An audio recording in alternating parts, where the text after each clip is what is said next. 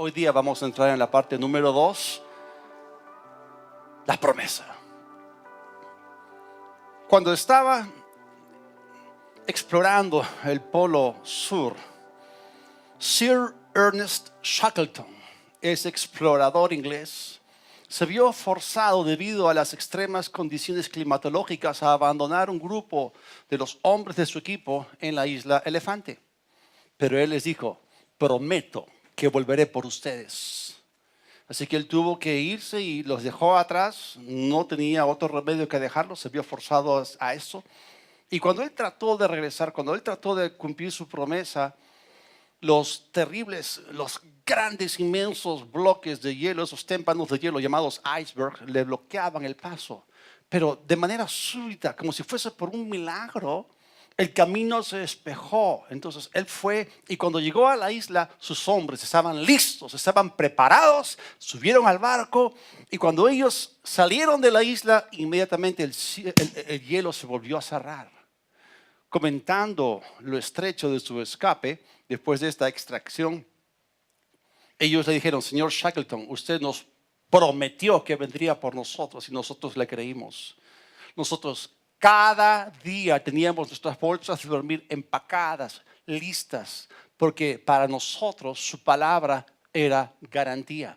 Nosotros nos recordábamos cada día unos a otros su promesa de venir para rescatarnos, y cada día estábamos listos y nos decíamos: hoy puede ser el día. Y gracias a Dios que Ernest Shackleton cumplió su palabra, cumplió su promesa a ellos. Fue una tremenda, exitosa extracción, fue un tremendo rescate. ¿A cuántos de nosotros nos ha pasado que hemos sufrido algún tipo de desengaño? Y cuando hablamos de desengaño estamos hablando acerca de esa impresión que tú tienes porque pusiste tu confianza en una persona o en una cosa y te falló. De repente quedaste desengañado, sufriste un desengaño con tu enamorada o con un socio, con algún familiar, con algún amigo.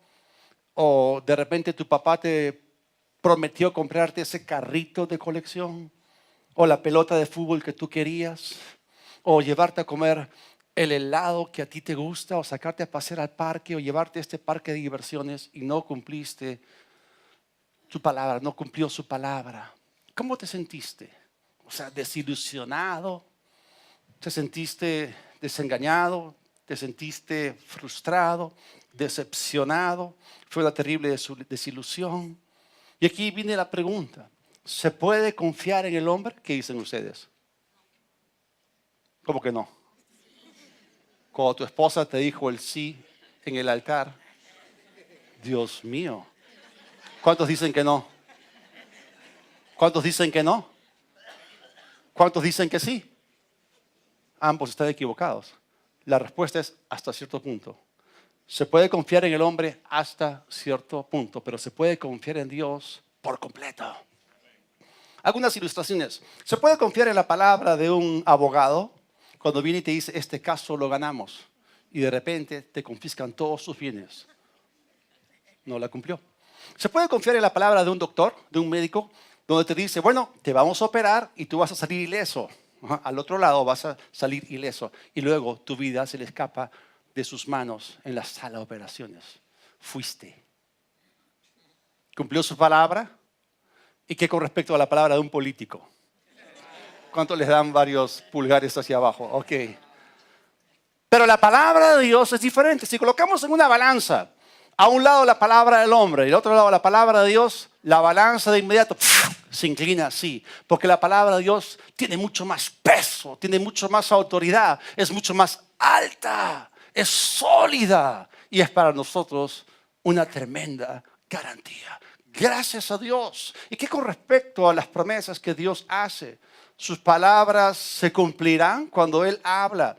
Su palabra es verdad, por supuesto, es la verdad absoluta y tiene mucha autoridad. Las promesas de Dios, de acuerdo con 2 Corintios 1:20, y vamos a ver cómo la califica la misma palabra de Dios, porque todas las promesas de Dios, cualquiera que sea su número, tienen su confirmación en Él, y por esta razón, a través de Él, también nuestro amén reconoce su verdad y promueve la gloria de Dios a través de nuestra fe. Otra traducción dice que todas las promesas de Dios en Cristo son sí y son amén. Entonces sí podemos confiar en la palabra y promesa de Dios. ¿Por qué? Porque Él es fiel. Y su fidelidad permanece de generación en generación. Su palabra permanece para siempre en los cielos. Está establecida y el cimiento, el fundamento del cielo es la palabra de Dios. Gracias a Dios, es inconmovible, es todopoderosa. Es poder de Dios para salvación. Entonces, cuando hablamos acerca de la promesa, en este caso estamos hablando acerca de su promesa. Y Jesús prometió, ya vimos en Juan el capítulo 14, anteriormente, la semana pasada, hace unos 2000 años, Jesús prometió venir nuevamente y esta vez va a ser para llevarnos a nosotros antes de los tiempos de los juicios de la tribulación, para que escapemos de todo aquello que viene sobre la tierra. Y su promesa, Juan capítulo 14, versículos 1 al 4, no se preocupen, confíen en Dios y confíen también en mí. Hay muchos lugares en la casa de mi Padre. Si no fuera así, se lo diría. Voy a prepararles un lugar. Y si voy y preparo un lugar para ustedes, regresaré. Los llevaré conmigo para que estén donde estoy yo. Se refiere al cielo. Ustedes saben el camino para ir a donde yo voy. Y esto de Cristo prometiendo llevarnos a nosotros con Él, la Biblia lo llama el rapto o el arrebatamiento de la iglesia, esa súbita extracción, ese rescate. Nosotros somos recuperados y somos llevados al cielo por el poder de Dios que no tiene límites, que no tiene fin. Y esto es algo que se enseña de una manera sólida y verdadera en la palabra de Dios, como es una promesa sólida. Ahora, triste es que el rapto es una de las doctrinas más atacadas por Satanás. El diablo ha hecho todo lo posible por vendar los ojos de los cristianos para que ellos no estén conscientes acerca de esto que va a tomar lugar en el horizonte. Hay un evento que ya está preparado, que está programado, y nosotros tenemos todo que ver con él. Pero el diablo es mentiroso, es el padre de mentira, y él quiere que nosotros entremos en confusión. Él ha conseguido que un gran sector en el cuerpo de Cristo o en la iglesia universal caiga en confusión con respecto a este evento que es tan significativo. Ahora, ¿de dónde proviene la confusión? ¿Puede la Biblia producir confusión? De ninguna manera. No hay contradicciones en la Biblia. Ellas están en la cabeza de aquellos que simplemente no la entienden. Repitan conmigo, hermenéutica. Pastor, la próxima vez en vez de traer mi Biblia voy a traer mi diccionario. No. Hermenéutica es simplemente la ciencia y el arte de la interpretación de textos. Por lo tanto, la interpretación bíblica o la hermenéutica bíblica es interpretar los pasajes bíblicos. Hay mucha gente que le falta el respeto al texto bíblico con su tratamiento. Y cuando nosotros nos acercamos a la palabra de Dios y abrimos la Biblia, necesitamos saber ¿con qué nos vamos a encontrar? En la Biblia, que es la pieza más valiosa y preciosa de literatura de la historia, vamos a encontrar 3 géneros, tipos o estilos literarios: poesía, historia y profecía. Y nosotros necesitamos interpretar cada cosa conforme a lo que tiene que ver con una interpretación literal. Muchas veces la gente es inexperta en la palabra de justicia, no saben trazar o dividir rectamente la palabra de verdad y siempre saltan precipitadamente, pasando por alto todo procedimiento hermenéutico de interpretación, violando todas las leyes de la interpretación, arriban a conclusiones descabelladas que no tienen nada que ver con lo que fue la intención del Espíritu Santo. Y son neófitos en las escrituras. Si no saben interpretar las cosas más simples, ¿por qué pretenden interpretar las cosas que son más complicadas? Y eso trae confusión. La verdad trae libertad. Entonces estas personas están negando la palabra, ¿verdad? Y enseñando mentiras. Y muchas veces lo hacen con un espíritu soberbio, con un espíritu burlón.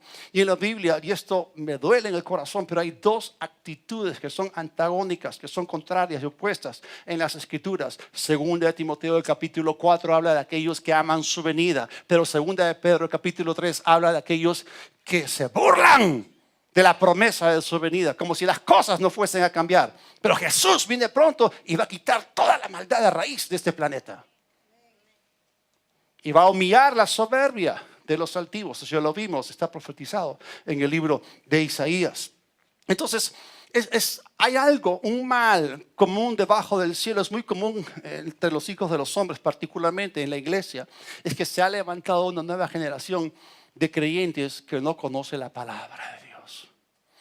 Y mucho menos con respecto a la profecía bíblica. Oh, sí, se han acomodado muy bien a este mundo, a su sistema. Se han acomodado tan bien que ni siquiera están interesados en pensar, dejar este mundo. Y son ignorantes de la palabra de Dios. Pero a pesar de eso, la iglesia sigue creciendo. Cada día hay más gente salva. ¿Cuántos se gozan por eso? ¿Sabían ustedes? Hay una denominación de cristianos en particular que es la que está creciendo más rápido en todo el mundo. ¿Alguna vez han escuchado acerca de esta denominación? ¿Saben cuál es? Bueno, la denominación de iglesia que más rápido está creciendo en la tierra es la de los hermanos ignorantes. Así es. El estudio de los eventos del tiempo del fin o la escatología no es el ABC de la Biblia, no es la lechecita de la Escritura, ni tampoco la papilla bíblica. Cuando hablamos acerca de los textos que tienen que ver con pasajes escatológicos, proféticos, apocalípticos, estamos hablando acerca de la universidad de la Biblia. Y cuando uno se encuentra con esos pasajes, tiene que volverse más consciente del proceso de interpretación. Entonces, estas personas que están enseñando cosas que no se ajustan a la palabra de Dios, están cometiendo graves errores hermenéuticos. Y lo que están haciendo es sacar escrituras fuera de contexto. Están fallando en comparar unas escrituras con otras para completar el cuadro. Están fallando en confundir lo literal con lo simbólico y viceversa. ¿Qué les pasó a ellos? De niños les faltó jugar a armar rompecabezas. ¿Alguna vez ustedes han armado un rompecabezas de un paisaje o de algo? Cuando tú armas un rompecabezas, aprendes a completar cuadros colocando cada pieza en el lugar adecuado sin forzarlas. Si no encajan, entonces el cuadro se distorsiona. De la misma forma, el rompecabezas profético de Dios tiene un montón de piezas que tienen que ser recogidas, tienen que ser recopiladas a través del estudio cuidadoso y diligente, y tenemos que armar y colocar cada pieza donde encaja perfectamente. Entonces todo cobra significado. Entonces es triste, pero hay personas que están enseñando en la actualidad de que todas las profecías bíblicas se cumplieron en el año 70 después de Cristo. Dicen que no hay rapto, no hay segunda venida, que ya estamos en el milenio, que Jesús ya está reinando, Satanás está atado y que el enemigo de la iglesia hoy, ¿saben quién es? Es la ley de Moisés. Oh, pero esas personas se olvidan que el libro de Apocalipsis fue inspirado, revelado al apóstol Juan entre el año 95 y 96, donde Jesús registra ahí su revelación, la revelación de Jesucristo que Dios ha dado a través de su siervo o de su ángel a sus siervos para manifestar las cosas que han de ocurrir pronto. Entonces, esas personas que puede que sean expertas en algún área, cuando se meten al campo de la profecía, realmente meten la pata. Son neófitos con respecto a estos temas y confunden a la iglesia y les roban la esperanza. Y la mayor parte de los malentendidos viene porque la gente confunde el rapto con la segunda venida de Cristo. Pero gracias a Dios que el rapto es el próximo gran evento dentro del panorama o calendario profético de Dios.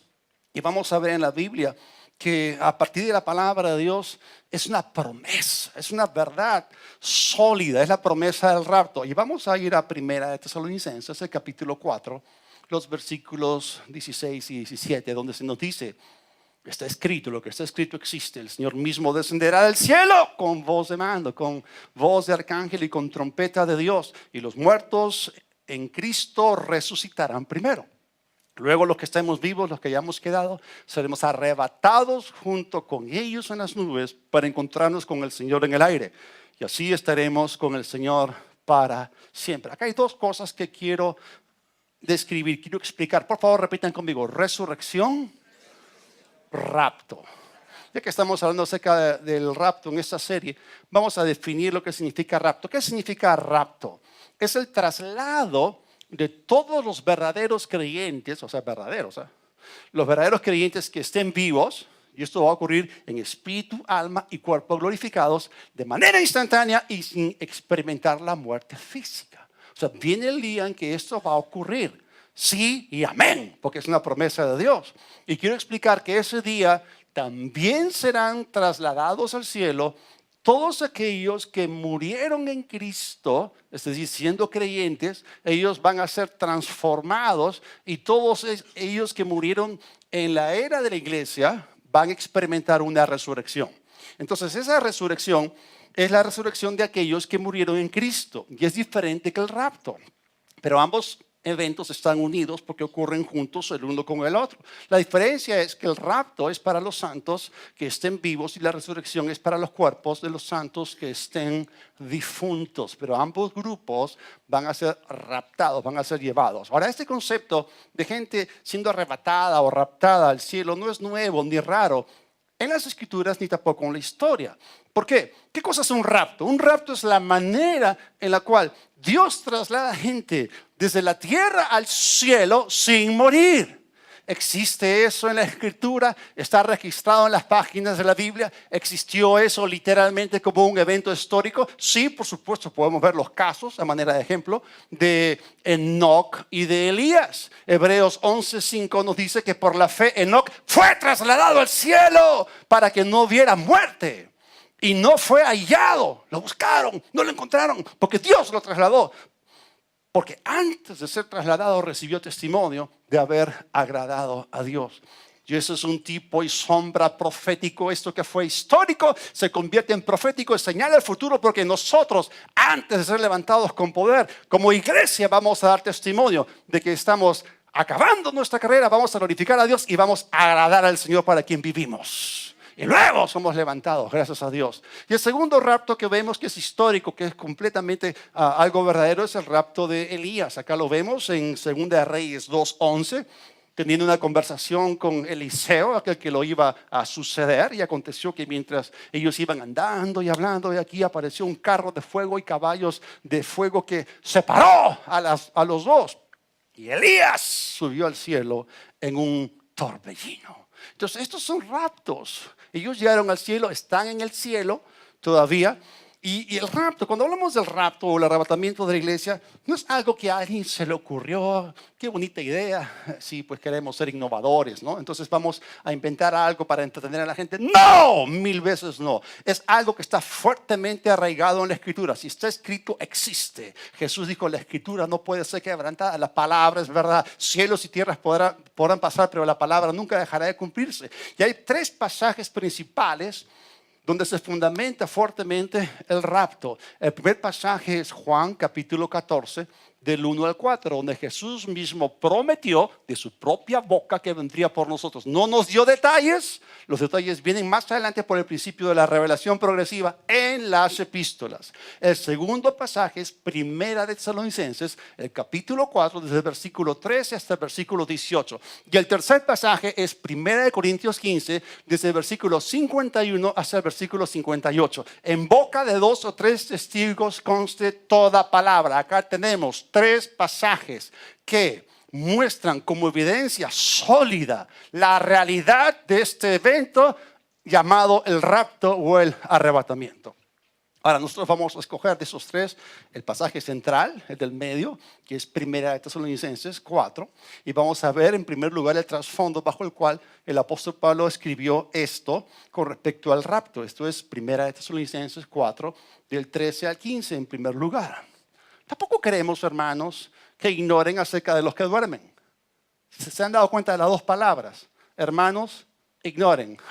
Esta es la denominación que crece más rápido, la de los hermanos ignorantes. Ok, entonces tampoco queremos, hermanos, que ignoren acerca de los que duermen para que no se entristezcan como los otros que no tienen esperanza. Porque si creemos que Jesús murió y resucitó, así también traerá Dios con Jesús a los que durmieron en Él. Por lo cual les decimos esto en palabra del Señor, que nosotros que vivimos, que habremos quedado hasta la venida del Señor, no precederemos a los que durmieron. Ahora, el apóstol Pablo escribió estas líneas en primer lugar para eliminar la ignorancia de los hermanos ignorantes y también para aliviar el dolor de aquellos que estaban con tristeza y confusión por causa de lo que estaban experimentando al haber perdido ciertos seres queridos. Ahora, si ustedes miran bien este pasaje, hay 3 palabras que tienen cierta connotación negativa.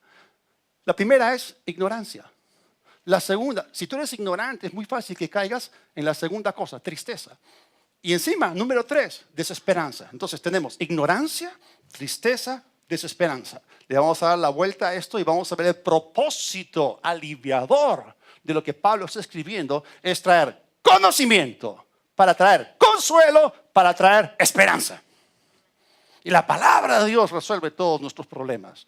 Entonces, él quería darles a ellos consuelo. Y el apóstol Pablo, cuando escribió esto, para ser históricamente correctos, Pablo escribió esto encontrándose físicamente en Corinto. Cuando Pablo llegó a Tesalónica, se fue primero a los judíos. Él siempre visitaba la sinagoga, porque el evangelio, ¿cuántos saben que es poder de Dios para salvación a todo aquel que crea? Al judío primeramente y luego al griego. Entonces siempre se iba donde los judíos. ¿Qué pasó? Esos judíos se enardecieron y le dieron un patadón, fuera, vete de aquí. Y se levantó una terrible persecución en contra de Pablo. Entonces Pablo dijo, me vuelvo a los gentiles. Se fue donde los gentiles y un montón de gente recibió a Cristo Jesús. Pero la persecución se levantó aún más y él tuvo que huir rápidamente. Y podemos seguir los pasos a Pablo. Esto ocurrió durante su segundo viaje misionero. Pueden seguir sus pisadas en el libro de Hechos de los Apóstoles. Y en el capítulo 17, por ahí, se van a dar cuenta que él llegó a Berea y luego de Berea se fue a Atenas y luego llegó a Corinto. Entonces, cuando él estaba en Corinto, le llegaron noticias de que algunos en la iglesia de Tesalónica habían perdido a seres queridos. Algunos de los creyentes en esta iglesia habían muerto físicamente. Entonces, le escribieron a Pablo y estaban preocupados, estaban confundidos. ¿Y qué va a pasar con aquellos que murieron? Se perdieron el rapto. ¿Cómo es? Entonces, Pablo les escribió. Y esto es bien interesante porque cuando Pablo estuvo con ellos, se quedó más o menos entre 6 y 8 semanas. Y les enseñó acerca de estos eventos. Porque Dios no quiere que nosotros como cristianos seamos ignorantes de lo que está en su programa, en su calendario profético. Y esto es bien interesante porque hay iglesias a las cuales la gente ha estado yendo por 20, 30, 40, 50 años y nunca les han enseñado sobre profecía. Sí, están creciendo como santos ignorantes. Pablo, en esas de 6 a 8 semanas, les escribió a estos nuevos creyentes y les dio un curso de escatología. ¡Wow! Dios quiere que nosotros podamos crecer y recibir todo el consejo de Dios. Nosotros necesitamos recibir toda la verdad, toda la escritura, toda palabra que sale de la boca de Dios. Entonces, durante el tiempo que Pablo estuvo en Corinto, algunos estaban confundidos en Tesalónica porque habían perdido seres queridos. Y no está mal entristecerse un poquito por causa de perder un ser querido, pero está mal entristecerse como el mundo, que no tiene ningún tipo de esperanza. Ahora, otra cosa que podemos notar en ese pasaje es un común denominador, es la palabra dormir. Y la palabra dormir aquí aparece una vez en el versículo 13, una vez en el versículo 14, una vez en el versículo 15. Y esta palabra dormir es bien interesante cuando se aplica a las personas. Y vamos a ser etimológicamente correctos. Y en el griego dormir es koimao. No tiene nada que ver con coima, pero sí con coma, cuando alguien queda en coma. Eso se deriva de la palabra koimeterion, que significa cementerio. Así que, ¿saben lo que es el cementerio? Es un gran dormitorio. ¿En serio? Ahora, no existe el sueño del alma, así los testigos de Jehová le enseñan. Okay. Lo que existe es el sueño o el dormir del cuerpo. Cuando una persona muere, y la Biblia claramente establece que la palabra muerte significa separación. Cuando Adán y Eva pecaron contra Dios, murieron espiritualmente, experimentaron una separación de Dios. Cuando el hombre muere físicamente, su espíritu y su alma se separan de su cuerpo. Muy bien, entonces el cementerio es un dormitorio para el cuerpo. Cuando un cristiano muere o parte, su espíritu y su alma se separan de su cuerpo. Es decir, la parte inmaterial se separa de la parte material y pasan de frente a la presencia de Dios. Y el cuerpo que es sepultado queda, entre comillas, dormido ¿Por qué? Porque va a ser despertado en el futuro. Y la Biblia dice claramente que Lázaro durmió. La Biblia dice que Esteban durmió. Es algo que la Biblia insiste pensando adelantadamente en el asunto de la resurrección. Entonces ese es el cuerpo el que duerme.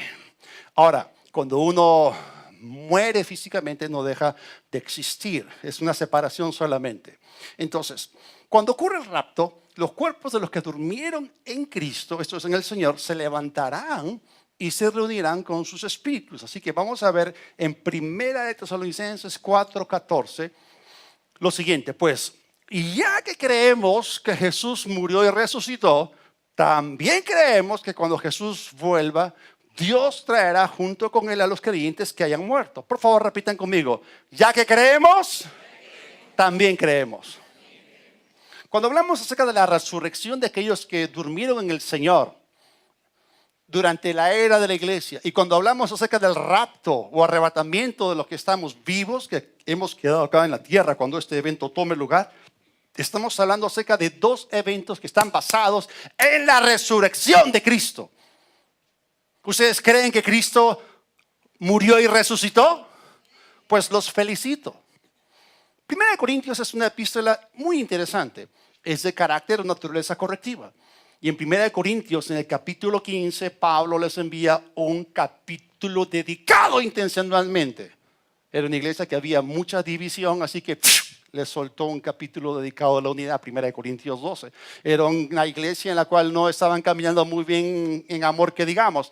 Les soltó un capítulo intencionalmente escrito con el tema del amor, Primera de Corintios 13. Y ya que era una iglesia tohu babohu, eso es terriblemente desordenada, les soltó un capítulo dedicado al tema del orden, 1 Corintios 14. Ahora tomamos un paso adicional a esa trilogía doctrinal perfecta y les soltó un capítulo porque muchos de los que estaban en la iglesia en Corinto, obviamente tenían un trasfondo griego, pero se habían dejado influenciar por las falsas doctrinas gnósticas. Los griegos, los gnósticos, no podían creer en dos cosas. Para ellos era un concepto completamente inaceptable. No podían concebir la encarnación. Para ellos el cuerpo era malo y el espíritu era bueno. Para ellos, cuando una persona moría y el espíritu se separaba del cuerpo, ¡oh, feliz final! Me separé de la parte mala de mí. Entonces no podían concebir cómo, si salió el espíritu, ¿cómo va a regresar? O sea, ¿cómo un espíritu va a entrar en un cuerpo? O sea que no a la encarnación. Y la segunda cosa, ellos no podían concebir en la resurrección. O sea, como que el espíritu regresa al cuerpo que tenía antes y resucita. ¡No a la resurrección! Entonces Pablo les dedica un capítulo, 1 Corintios 15, y la doctrina de resurrección ahí es maravillosa. Y de paso, les suelta también la revelación acerca del rapto, para que no tengan ningún tipo de duda con respecto a este asunto. ¡Wow! Ahora, esto de la resurrección de Cristo como base de la resurrección de los que durmieron en Él y el rapto de los que estemos vivos, esto va a ser tremendo. Miren lo que dice el versículo 15, 1 Tesalonicenses 4:15, por lo cual les decimos esto en palabra del Señor. O sea que no es algo que a Pablo se le ocurrió, así comí comida picante anoche, entonces tuve sueños, tuve pesadillas del futuro. No. O que vamos a ser innovadores, que vamos a inventar esto para entretener a la iglesia. No. Esto el apóstol Pablo lo dijo en palabra del Señor. ¿Y qué cosa dijo? Que nosotros que vivimos, que habremos quedado hasta la venida del Señor, no precederemos a los que durmieron. O sea, el apóstol Pablo ocupaba esa clase especial de apóstol que colocó fundamento doctrinal del Nuevo Testamento. Él se dice que escribió casi las 2/3 partes del Nuevo Testamento. Y él oía al Señor. Dios lo escogió. Y él, como punta de lanza, entró en el mundo gentil y trajo la revelación de lo que somos en Cristo. Una serie de cosas. Entonces, esta revelación sobre el rapto, y aquí tenemos la revelación, es algo que Pablo recibió, no es algo que él inventó. Y la promesa del Señor de que vendría por nosotros vino por revelación directamente al apóstol Pablo. Y esta promesa fue un misterio hasta que finalmente fue revelada. Primera de Corintios, capítulo 15, versículo 51, es el capítulo dedicado a la resurrección y habla del rapto. Dice lo siguiente, pero permítame revelarles un secreto o misterio maravilloso. No todos moriremos o no todos dormiremos, pero todos seremos transformados. Todos seremos cambiados. Es como en la cuna de una iglesia, ¿no? No todos los niños se dormirán, pero todos serán cambiados de pañal. Ok, es una broma. Es una mala interpretación, pero es una buena aplicación. Ok, no importa. Pero ¿qué cosa es un misterio? Un misterio es algo que en el Antiguo Testamento estaba oculto, pero que en el Nuevo Testamento es revelado, es dado a conocer de tal manera que se descorre el velo. Y la gente puede ver, puede entender, se comunica por revelación. Y esto viene con la misma autoridad del cielo. No todos dormiremos. Tengo buenas noticias. No todos nos vamos a ir al dormitorio del cementerio. Hay una generación entera que no va a irse a la tumba. Así hayas pagado tu lápida. Bueno, no vamos a experimentar la muerte física. Y Pablo, como ya les dije, recibió esta revelación por la palabra de Dios que le fue revelada, dada por el Señor Jesucristo.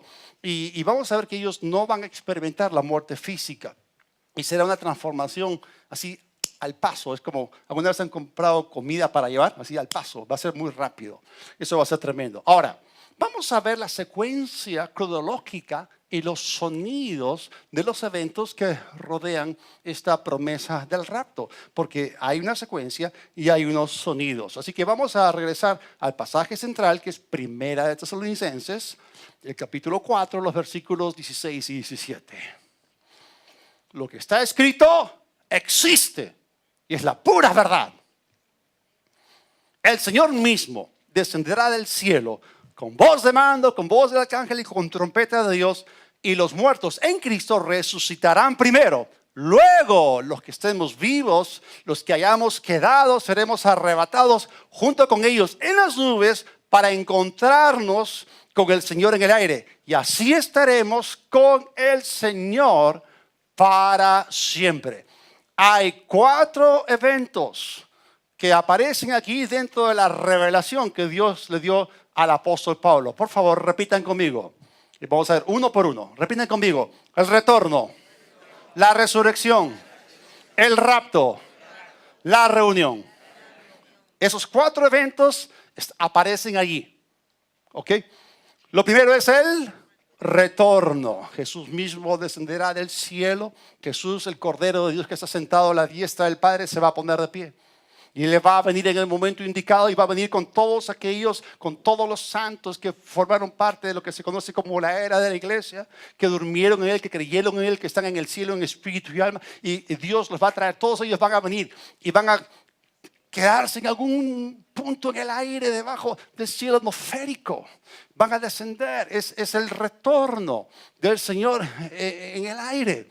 Y luego, después de esto, porque es la secuencia, también vienen los sonidos. Habrá una voz de mando, habrá una voz del arcángel y una trompeta de Dios. O sea, el mismo va a descender con una voz de mando. Es como un grito, en el griego se refiere a un mandato militar. Y va a ser con mucha autoridad, con la autoridad del Todopoderoso. Y una voz de arcángel y una trompeta de Dios. Y ustedes saben, cuando Jesús levantó a Lázaro, Él gritó, Él dio una orden. Y cuando Jesús estaba en la cruz y dijo, consumado es, después de su resurrección, muchos sepulcros, muchas tumbas se abrieron y los santos del Antiguo Testamento que habían dormido se levantaron y se aparecieron a muchos en la santa ciudad. Eso aparece en Mateo capítulo 27. Pero hay un grito en el horizonte. Pronto Jesús va a dar otro grito. Y cuando Él diga esto, va a haber una tremenda, una masiva resurrección. Va a haber la reunión de los espíritus que vienen con Él del cielo con sus cuerpos. Eso va a ser glorioso. Pero primero es su retorno. Y seremos levantados con poder. Ahora, los sonidos, obviamente, son el mandato, la voz del arcángel y la trompeta de Dios. Tenemos que entender algo. Todo esto que está escrito, registrado línea por línea, renglón tras renglón, va a ocurrir en un instante. Ahora, vamos a comparar escrituras para recopilar o recoger piezas para armar el rompecabezas profético en torno a este evento del rapto. Primera de Corintios, el capítulo 15, en el versículo 52. En un instante, en un abrir y cerrar de ojos, en un pestañeo, al toque final de la trompeta, pues sonará la trompeta y los muertos resucitarán con un cuerpo incorruptible y nosotros seremos transformados. Esa frasecita en un instante surge a partir de una sola palabra griega, en un átomos. El átomo es la parte más pequeña e indivisible. Podríamos decirlo así, en un segundo atómico, en un pestañeo del hombre. Se dice que el hombre pestañea varias veces por minuto, pero cada pestañeo, cada parpadeo ocurre en un 50avo de segundo. ¡Wow! Pero cuando Dios lo escribe para nosotros, ¿ok?, que podemos manejar solamente cierta velocidad, o sea, nuestro CPU no es tan rápido. Entonces Dios nos los describe en cámara lenta. Dios nos los describe cuadro por cuadro. Es como, ¿cuántos de ustedes han visto en el fútbol la repetición del golazo que le hizo Paolo Guerrero a Colombia? ¿Ah? La repetición, todos los detalles. ¡Gol! ¿No? O el gol que le hizo Farfán a Nueva Zelanda. Ustedes pueden ver la repetición con lujo de detalles. O sea, Dios nos lo revela así, lo describe así, pero en realidad va a ocurrir en un segundo atómico. Y tú y yo vamos a ser los más sorprendidos. Y en el viaje vamos a ser completamente transformados. Gracias a Dios por eso. Secuencia, sonidos. Ahora, ¿será el mundo capaz de escuchar los sonidos de rapto? ¿Escuchará el mundo la voz de mando? ¿Escuchará el mundo la voz del arcángel? ¿Escuchará la trompeta de Dios? Cuando Saulo estaba yendo a Damasco para perseguir a la iglesia y de repente una luz del cielo lo rodeó, que era más fuerte que la luz del mediodía, y él y los que estaban con él cayeron a tierra. Ciertamente todos ellos que estaban con él vieron la luz. No vieron quién hablaba, escucharon la voz, pero no entendían lo que estaba siendo dicho. Es posible que el mundo pueda escuchar estos sonidos de tal manera que se pueda añadir más al drama y a la confusión que va a tomar lugar en nuestro planeta debido a esas masivas y súbitas desapariciones de millones de personas sin ningún tipo de explicación. Esos sonidos reverberados, ¿no?, con un poquito de efecto de reverb, ¿no? Sonidos reverberados van a añadir al pánico y a la confusión, porque no saben qué pasó con esos hermanitos, los aleluyas y estos que andaban con su Biblia y que predicaban a Cristo y que iban los domingos a la iglesia. De repente fueron extraídos, fueron sacados de este planeta.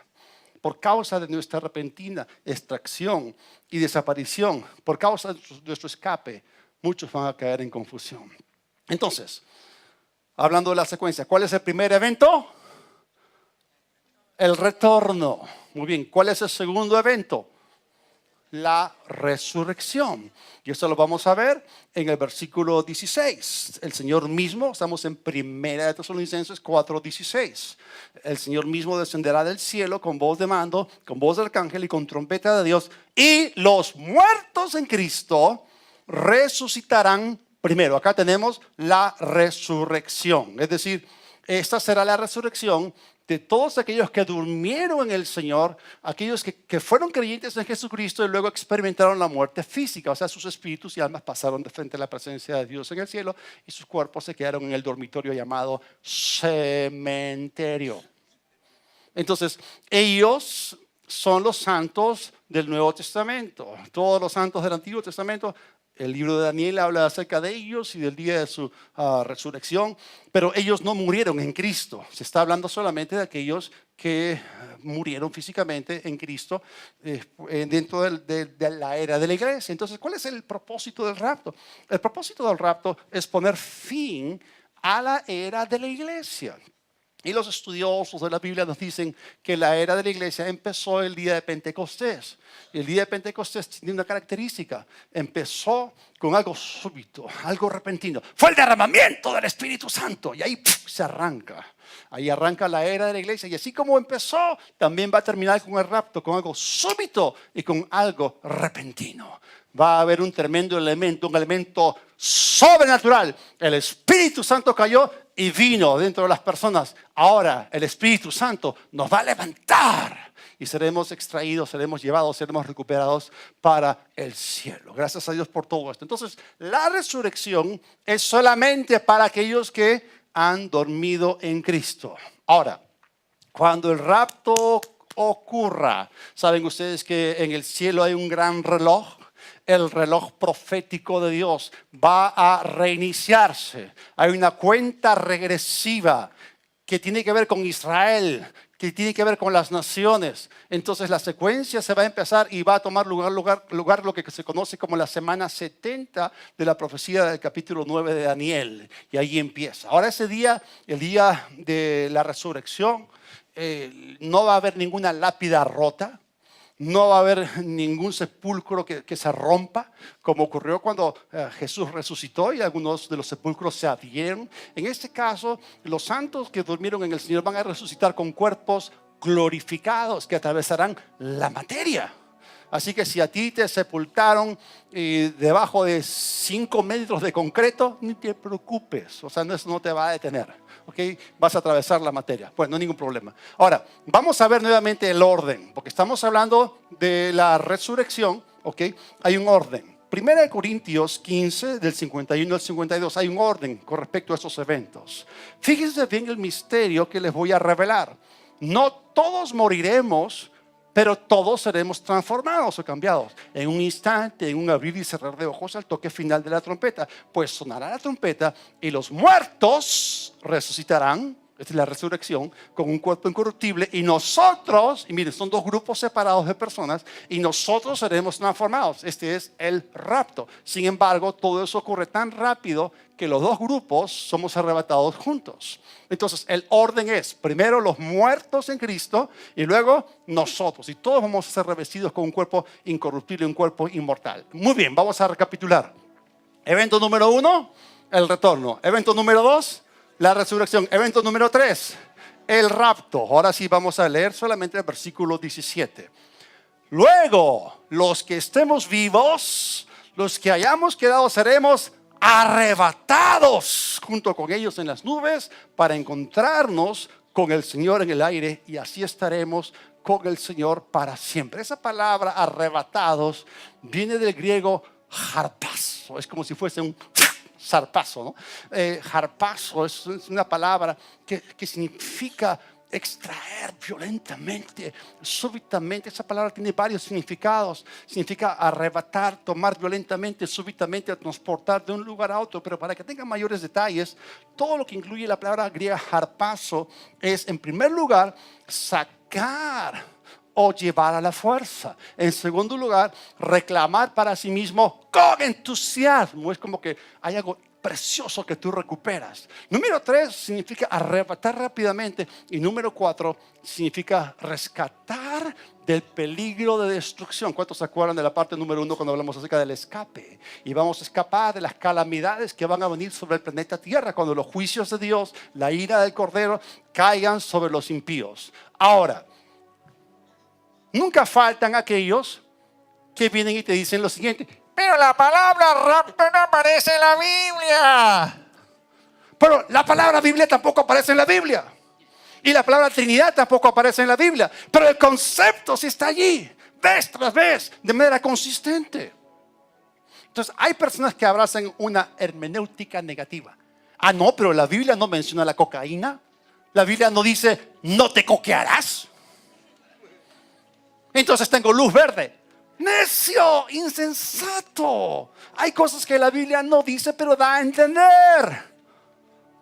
Y cuando Pablo les escribe en 1 Corintios, les dice, les hablo a ustedes que son sensatos, o sea, usen su coco, que piensen. Cuando se tradujo la Biblia al latín, y el resultado fue la obra conocida como la Vulgata Latina de Jerónimo, la palabra arrebatamiento, harpazo, se tradujo como rapio, o el verbo rapturo. De ahí proviene la palabra rapto. O sea, Pablo escribió esta palabra porque así la escuchó en el Espíritu. Y Pablo mismo llegó a amar esta palabra porque él mismo fue arrebatado al tercer cielo.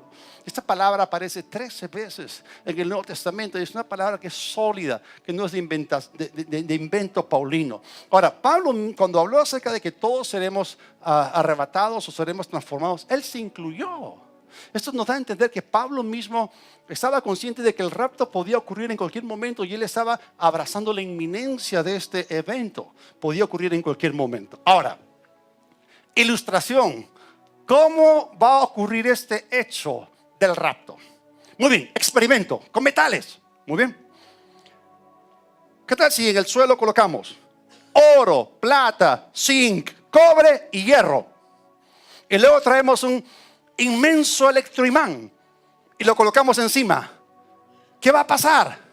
El oro, la plata, el cobre, el zinc se quedan abajo, pero el hierro va a ser levantado, ¿correcto? ¿Por qué?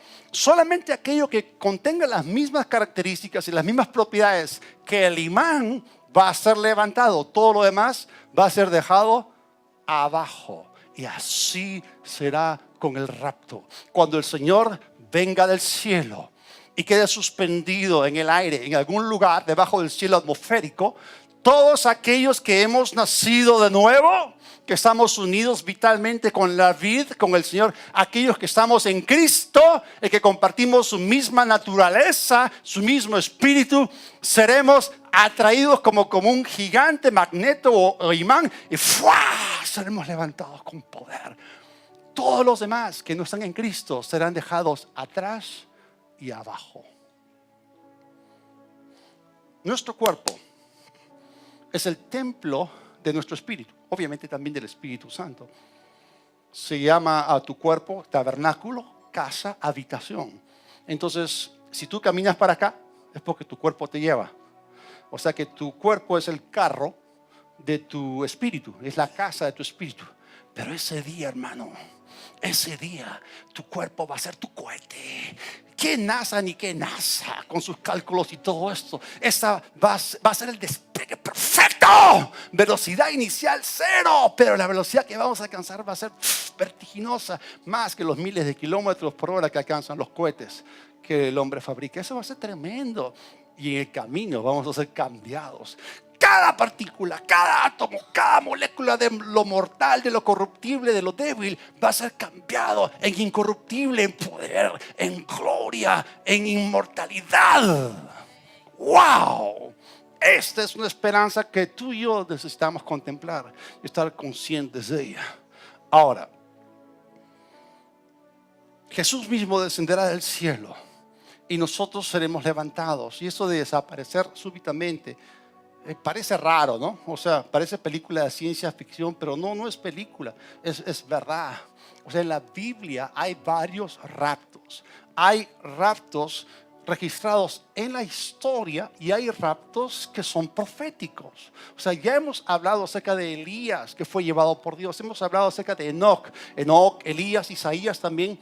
En el capítulo 6 de Isaías fue arrebatado al trono de Dios y él vio el trono de Dios, vio la gloria de Dios y luego regresó a la tierra. Jesús mismo el día de la ascensión experimentó un rapto y Pablo escribió diciendo que él fue arrebatado al tercer cielo. O sea, todos estos raptos involucran individuos, pero el rapto de la iglesia va a ser en mayor escala porque va a ser multitudinario. Estamos hablando de 1,000 millones de personas. O sea, qué tremendo es el poder de Dios. O sea, ¿cuánto pesas tú? Yo peso ahorita 89 y estoy bajando. Ok, pero cuando el Señor te levante, a ti y a mí y a todos, o sea, el poder de su palabra. Wow. O la palabra de su poder.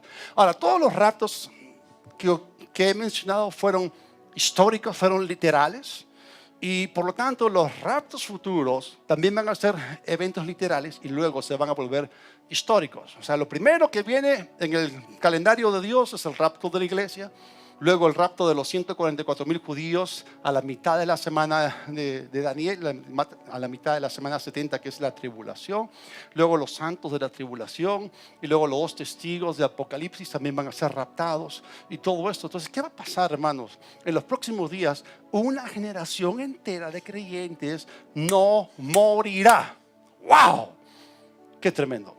Muy bien, vamos a repasar. Primer evento, el retorno. Número 2, la resurrección. Número 3, el rapto. Número 4, la reunión. Versículo 17 de Primera de Tesalonicenses capítulo 4. Luego los que estemos vivos, los que hayamos quedado, seremos arrebatados junto con ellos en las nubes para encontrarnos, acá está la reunión, con el Señor en el aire. Y así estaremos con el Señor para siempre. Ahora, nos vamos a reunir con Él, pero no solamente con Él, nos vamos a encontrar con los que durmieron. Y todos aquellos que estábamos acá, que éramos parte de la misma iglesia o nos conocíamos de otras iglesias, de repente nos vamos a encontrar y nos vamos a lucir diferente. Cuando lleguemos al cielo nos vamos a encontrar con la hermana Patricia Rodó. Ella ya nos tomó la delantera. Ella se encontró con su hermana, se encontró con su cuñado, se encontró con Charito Velapatiño, se encontró con un montón de gente que ya partió la presencia del Señor. O sea, va a ser una reunión maravillosa. Todos aquellos que tú has conocido, que eran cristianos y que estaban en el cielo, con ellos nos vamos a encontrar. Va a ser maravilloso. Cuán hermoso, cuán gloriosos estar los hermanos juntos en armonía. Imagínense esa reunión en el cielo. Pero aunque el rapto es un evento y hay una reunión en camino y esperamos el evento, detrás del evento hay una persona, y la persona más importante que tú y yo vamos a encontrar cara a cara, face to face, es tu creador, es tu redentor, el Señor Jesucristo. ¡Wow! Lo veremos a Él cara a cara. Y esa es la expectativa que tú y yo tenemos. Esa es nuestra esperanza. Gloria a Dios. Nosotros no estamos esperando al anticristo, ni tampoco a la bestia. No estamos esperando al falso profeta. Esperamos a la persona. Amamos el evento, anhelamos el evento, pero amamos y esperamos a la persona. Filipenses capítulo 3, versículos 20 y 21. Dice que nuestra ciudadanía está en los cielos, de donde también esperamos. ¿A quién? ¿Al 666? ¿Al dragón con 7 cabezas y 10 cuernos? No, 1000 veces no. Esperamos al Salvador, al Señor Jesucristo, el cual transformará el cuerpo de la humillación nuestra para que sea semejante al cuerpo de la gloria suya por el poder con el cual puede sujetar a sí mismo todas las cosas. Ese va a ser un encuentro con E mayúscula. Va a ser una tremenda reunión. Así que para ti y para mí esperar la venida del Señor no es como esperar una tormenta que viene en una gran nube negra. No, es algo que tú y yo tenemos que anhelar con ansias, porque nos vamos a encontrar con el Señor Jesucristo. Y gracias a Dios que estar con Él es mucho mejor que estar en el mundo como está hoy. Y las glorias que vamos a encontrar en el cielo son incomparables. Gracias a Dios. Vamos a llegar allá, vamos a encontrar nuestras moradas. Y cuando lleguemos al cielo, vamos a experimentar lo que va a ocurrir en la tierra, que está descrito en los capítulos 4 al 19 del libro de Apocalipsis. Y luego nosotros vendremos con el Señor. Él vendrá con un caballo blanco y nosotros también vendremos, los ejércitos celestiales montados en caballos blancos con cuerpos glorificados. Y vamos a ver cómo Satanás es derrotado, cómo el anticristo es apresado y la bestia cómo son lanzados al lago que arde con fuego y azufre. Gracias a Dios por todo esto. Ahora, el último versículo de este pasaje central que habla del rapto nos muestra la intención de Pablo al escribirlo. Primera Tesalonicenses 4:18. Por lo tanto, anímense unos a otros con estas palabras. Acá tenemos este consuelo que es una reafirmación. Todo esto tiene un propósito confortador.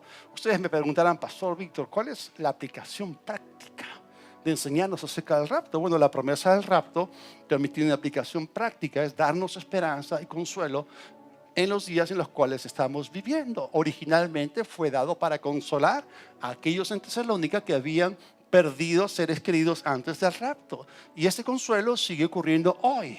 Así que cuando tú te despides de algún creyente, no le dices hasta nunca, le dices hasta luego. Muy bien, recapitulamos y terminamos. Entonces, en ese pasaje central del rapto, que es Primera de Tesalonicenses 4, del 13 al 18, tenemos 6 cosas. Número 1, la revelación. Número 2, el retorno. Número 3, la resurrección. Número 4, el rapto. Número 5, la reunión. Número 6, la reafirmación. Gracias a Dios por la solidez de su palabra. Está escrito y esto se va a cumplir.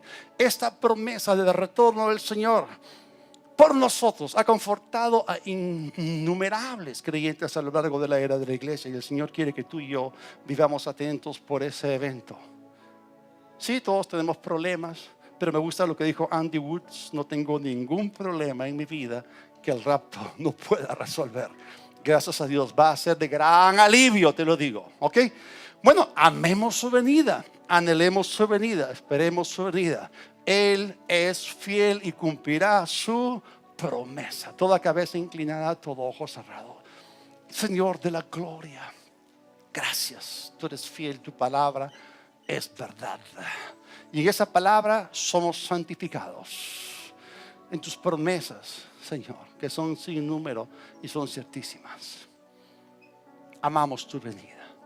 Si estás acá esta tarde y aún no estás en Cristo, aún no estás seguro que si mueres ahora pasas de frente a la presencia de Dios, aún no te has puesto cuentas con Dios, hoy es el día de salvación. Hoy es el día de ponerte a cuentas con Él y resolver el asunto de tu deuda por tu pecado. Jesús ya pagó por eso. Tú no tienes que hacer ningún sacrificio ni penitencia. Él te ofrece el perdón. Y si tú quieres esto, repite conmigo. Por favor, repiten conmigo. Dios de los cielos, reconozco que necesito de ti. Jesús, sé mi Señor. Me arrepiento de mis pecados. Perdóname. Cámbiame. Creo que el Padre te resucitó y que tú me das ahora nueva vida por la fe en ti.